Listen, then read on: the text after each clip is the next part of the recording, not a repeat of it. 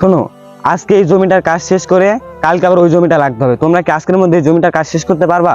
কি যে বলেন মালিক, এই কাজ করে আমাদের সংসার চলে। আপনার জমিনের কাজ আজ কি শেষ করে দিব। আচ্ছা ঠিক আছে, তাহলে আজকের মধ্যে এই জমির কাজটা শেষ করে কালকে থেকে ওই জমিটাতে কাজ করবা। আচ্ছা ঠিক আছে।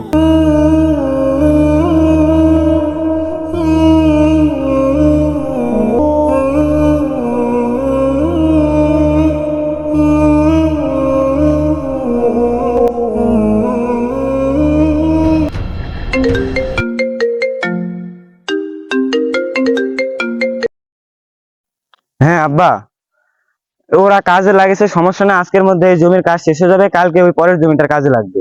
জি জি, আচ্ছা ঠিক আছে।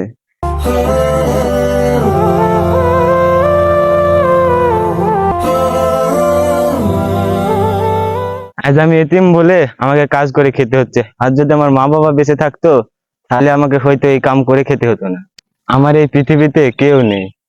আমার একটা স্বপ্ন পড়ালেখা করে একটা চাকরি করার। আমার পড়ালেখা করার খুব শখ, আমি এতিম বলে পড়াশোনা করতে পারিনি। কষ্ট পাস না, আসলে আমরা তো গরিব মানুষ, আমাদের স্বপ্ন কখনো পূরণ হয় না।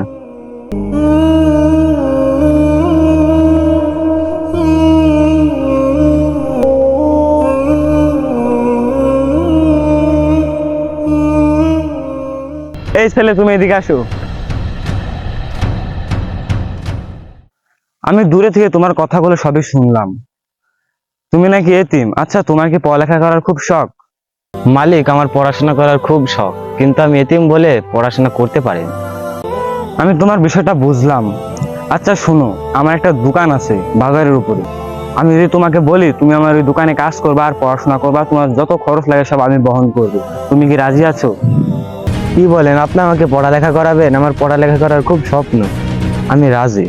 ঠিক আছে, এখন থেকে তুমি আমার দোকানে থাকবা আর পড়ালেখা করবা মনোযোগ দিয়ে, বুঝছো? বিকালে আমার দোকানে এসে আমার সাথে দেখা করবা। আমাদের আশেপাশে এরকম অনেক এতিম আছে, আমরা চাইলে তাদের দায়িত্ব নিতে পারি, চাইলে তাদেরকে সাহায্য করতে পারি। অনেকের বাবা মা থাকা সত্ত্বেও টাকার অভাবে তারা দিন দিন হারামের পথে চলে যাচ্ছে।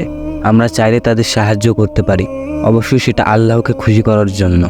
আর ভিডিওটা ভালো লাগলে একটি লাইক, একটি কমেন্ট, আর এরকম আরও ভিডিও পেতে আমাদের চ্যানেলটিকে অবশ্যই সাবস্ক্রাইব করবেন।